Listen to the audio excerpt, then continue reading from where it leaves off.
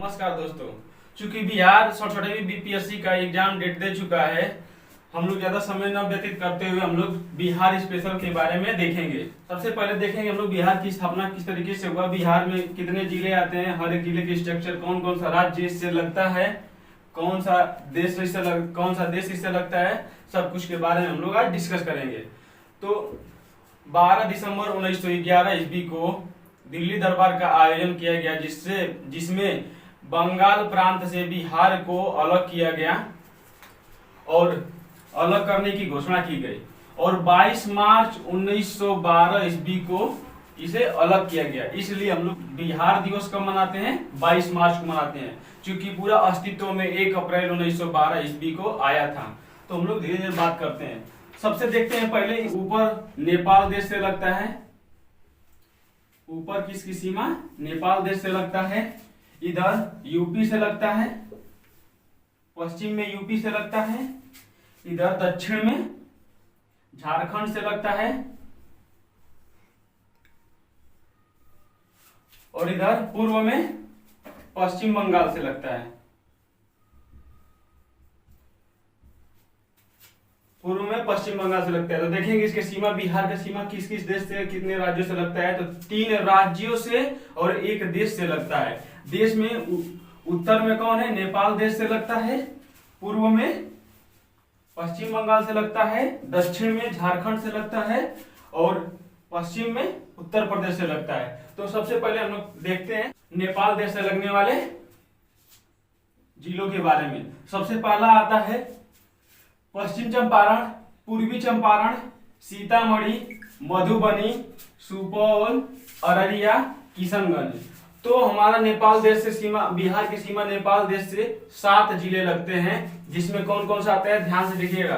पश्चिम चंपारण, पूर्वी चंपारण, फिर सीतामढ़ी, मधुबनी, सुपौल, अररिया, किशनगंज, 7 लगते हैं। अच्छे से एक बार फिर से ध्यान दीजिएगा। पश्चिमी चंपारण, पूर्वी चंपारण, सीतामढ़ी, मधुबनी, सुपौल, अररिया, किशनगंज। फिर देखते हैं हम लोग इधर यूपी से कितने जिले लगते हैं। तो यूपी से देखते हैं हम लोग पश्चिमी चंपारण, गोपालगंज, सिवान, सारण, भोजपुर, बक्सर, फिर कैमूर, रोहतास। फिर हम लोग देखते हैं नीचे झारखंड से कितने जिले लगते हैं बिहार के। तो नीचे देखते हैं हम लोग रोहतास, औरंगाबाद। यहां ध्यान दीजिएगा, ये कैमूर नहीं लगता है, झारखंड से कैमूर नहीं लगता है। रोहतास, औरंगाबाद, गया, नवादा, जमुई, बांका और यहाँ पे भागलपुर और कटिहार। यहां तक आपका क्या आता है? झारखंड। तो यहां से झारखंड देखेंगे, झारखंड से लगने वाले जिले बिहार के तो रोहतास, औरंगाबाद, गया, नवादा, जमुई, बांका, भागलपुर, कटिहार। ठीक। अब यहाँ पे पश्चिम जी आपसे पूछेगा पश्चिम बंगाल से लगने वाले जिला। तो पश्चिम बंगाल से केवल 3 जिला लगता है। कौन कौन सा? कटिहार, पूर्णिया, किशनगंज। कटिहार, पूर्णिया, किशनगंज। अब हम लोग देखते हैं इसके अक्षांशीय और देशांतरीय विस्तार के बारे में। तो इसका जो अक्षांशीय विस्तार होता है, तो इसका अक्षांशीय विस्तार 24 degree 20 minute 10 second, 24 degree 20 minute 10 second से 27 डिग्री 30 सेकेंड, 27 डिग्री 31 सेकेंड और 15 मिनट उत्तरी अक्षांश तक होता है। यहां पूछेगा आपसे देशांतरीय विस्तार, तो 83 डिग्री 19 मिनट 15 सेकेंड से पूर्वी देशांतर से 88 डिग्री 17 मिनट 40 सेकेंड के बीच आता है। इसका देखेंगे तो उत्तर से दक्षिण की इसकी जो लंबाई होती है, उत्तर से दक्षिण की लंबाई 345 किलोमीटर होता है। जबकि आपसे पूछ देगा पूर्व से पश्चिम की लंबाई कितना हो जाएगा इसका? 484 किलोमीटर। अब हम लोग देखते हैं इसमें कितने प्रमंडल आते हैं। तो इसमें टोटल 9 प्रमंडल आते हैं। हर एक जिले के बारे में हम लोग डिस्कस करेंगे। तो 9 प्रमंडल में कौन कौन सा आता है यहाँ देखिएगा। पहला आता है आपका सारण प्रमंडल। सारण प्रमंडल में 3 जिले आते हैं। कौन कौन सा? पहला सारण प्रमंडल। सारण प्रमंडल में सारण, सिवान, गोपालगंज। दूसरा आपका आता है तिरहुत प्रमंडल। तिरहुत प्रमंडल में आपका आता है पश्चिमी चंपारण, पूर्वी चंपारण, शिवहर, सीतामढ़ी, मुजफ्फरपुर और वैशाली। दूसरा तिरहुत प्रमंडल। तिरहुत प्रमंडल में कौन सा? पश्चिमी चंपारण, पूर्वी चंपारण, शिवहर, सीतामढ़ी, मुजफ्फरपुर, वैशाली। फिर आता है हम लोग का दरभंगा प्रमंडल। दरभंगा प्रमंडल में भी 3 जिला, मधुबनी, दरभंगा, समस्तीपुर। मधुबनी, दरभंगा और ये समस्तीपुर। उसके बाद आते हैं हम लोग, देखते हैं कोसी प्रमंडल। कोसी प्रमंडल में भी 3 जिले आते हैं, सुपौल, सहरसा, मधेपुरा। सुपौल, सहरसा, मधेपुरा। फिर इधर आ जाते हैं हम लोग पूर्णिया प्रमंडल। टोटल 9 प्रमंडल है पूर्णिया प्रमंडल। पूर्णिया प्रमंडल में कौन कौन सा आता है? अररिया, किशनगंज, पूर्णिया, कटिहार। अररिया, किशनगंज, पूर्णिया, कटिहार। तो फिर से देख लीजिए 4 प्रमंडल के बारे में हम लोग देख लेते हैं। सारण प्रमंडल। सारण प्रमंडल में 3 जिला, सारण, सिवान, गोपालगंज।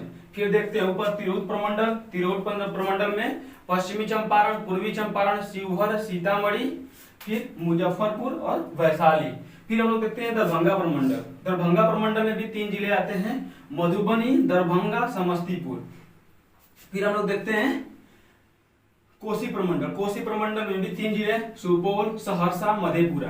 फिर हम लोग देखते हैं यहाँ पे पूर्णिया प्रमंडल। पूर्णिया प्रमंडल में 4 जिले, अररिया, किशनगंज, पूर्णिया, कटिहार। फिर नीचे हम लोग आ जाते हैं गंगा नदी आई हुई बीचों बीच से। तो यहाँ पे देखते हैं हम लोग पटना प्रमंडल।